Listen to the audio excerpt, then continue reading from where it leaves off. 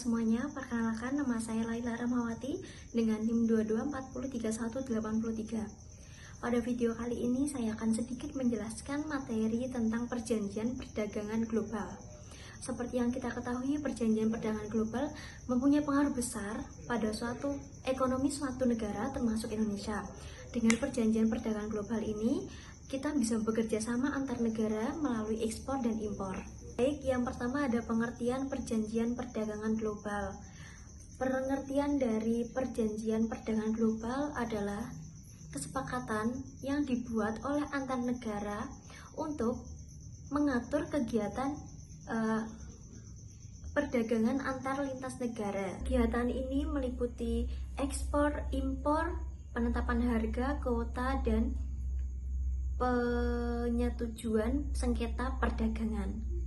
Tujuan utamanya supaya perdagangan antar negara bisa lebih terbuka, adil, dan mengurangi konflik perdagangan. Dengan adanya perjanjian, setiap negara mempunyai aturan atau permainan yang sama antar negara untuk melakukan perdagangan.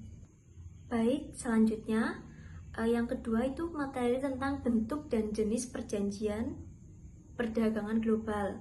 Bentuk dan jenis perjanjian global dibagi menjadi 3. Yang pertama itu ada perjanjian bilateral, di mana kerjasama yang dilakukan oleh dua negara seperti Indonesia dan Jepang. Yang kedua itu ada perjanjian regional, di mana perjanjian atau kerjasama ini dilakukan oleh negara satu kawasan atau satu area, seperti AFTA atau ASEAN Free Trade Area. Yang terakhir, yang ketiga itu ada perjanjian multilateral, di mana perjanjian atau kerjasama ini dilakukan oleh banyak negara, seperti World Trade Organization.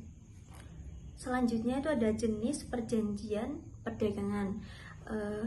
Yang pertama itu ada Preferential Trading Arrangement atau PTA, di mana yang memberikan keringanan tarif terbatas. Selanjutnya ada 3 jenis perjanjian perdagangan. Yang pertama itu ada PTA, memberikan keringanan tarif terbatas.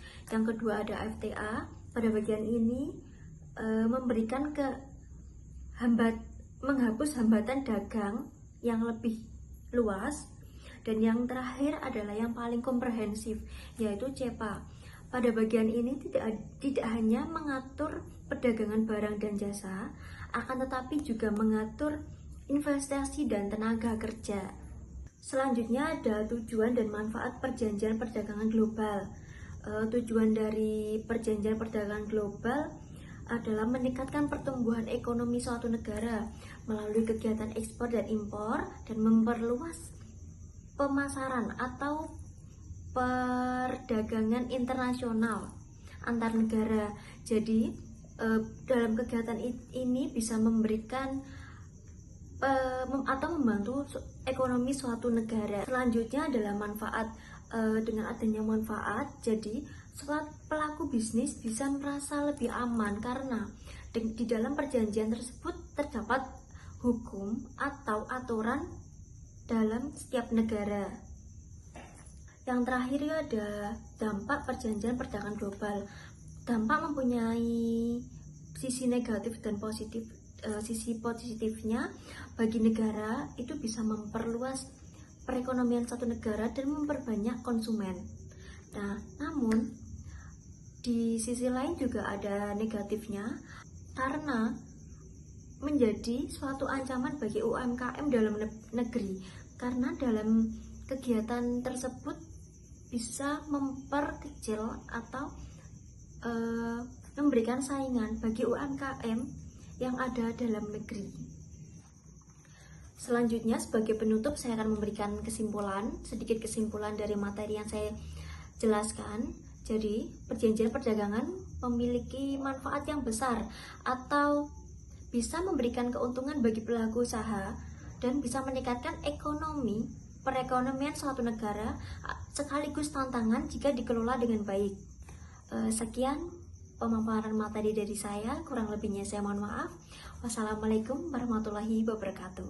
Semoga apa yang saya sampaikan bisa bermanfaat kepada kalian.